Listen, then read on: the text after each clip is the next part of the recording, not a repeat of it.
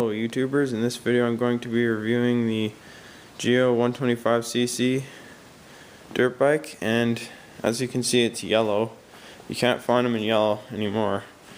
I got one of the very last yellow ones like 4 years ago to match my yellow and black helmet. And I've just given this thing a beating and it's still kicking. Like, amazing deal, $300 on auction, and then with tax and shipping.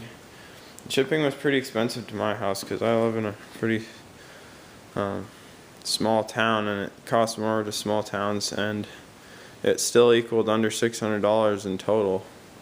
So that's an amazing deal for this thing. It's just taken a lot of abuse.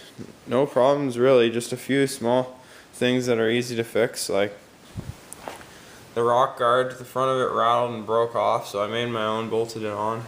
Also, that spring has broken a couple times, just kept replacing it to keep the chain from getting loose, and haven't even replaced the air filter. That didn't have any problem. Put a new fuel filter in there because I don't think they even gave me one, but anyway, you gotta put fuel filter in there to help, because could be plastic material maybe fall in the gas tank when you screw that on, because the gas tank's all plastic and stuff. So as you can see, I replaced the tube there too because the old one fell off and the gas was kind of spitting up. And what else?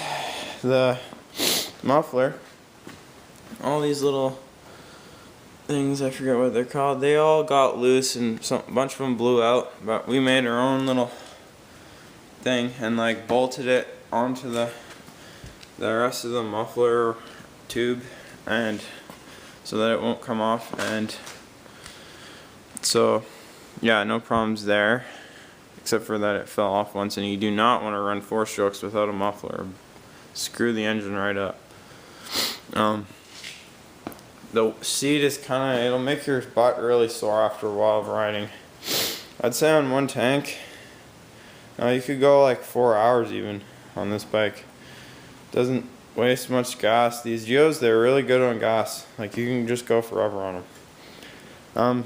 The tires, I've replaced both to Dunlop tires. They have way less grip. Like, it just slides around like all over the place because they're so hard, but they last way longer. And yeah, no real problems with this bike really, just aside from very small things that are easy to fix. And the clutch, after a while, like, you can't tell when it's not running obviously, but it gets pretty hard to shift gears. Like, the clutch starts to go a little bit, I think, after like years and years of rattling and shaking the bike around and, you know, abuse and stuff. But pretty hard to shift into second gear now. But you know, I'm done riding this thing now because the rim, the rear tire rim, the spokes are all snapping on it now, so there's a big groove dug around the tire almost right through by that bolt in there rubbing on it, because it wasn't rubbing on the bolt before the spokes broke, but now it is because the tire's wobbly. I have to say the suspension's actually pretty good on this bike, and the motor's really good. Can go like easy, like 90 clicks, floored downhill. Just rips. I think I got a bit faster bike than other people's, because my brother used to own one of these orange ones. He sold it for like $400 like a year ago, but yeah, this one was faster than his by a bit. I think it was like geared a little differently or something, but yeah, anyway, great bike, runs great, just great for beginner dirt bikers.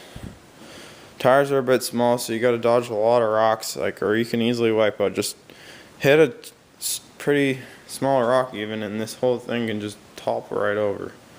But yeah, great bike. Also, you'll probably want to replace the handlebar grips to Pro Taper ones, or else your wrist will get really sore after riding up and down on the logging trails or whatever you're doing, because these ones are pretty hard material, just hard plastic. They're tough, but like, you know, better off replacing those.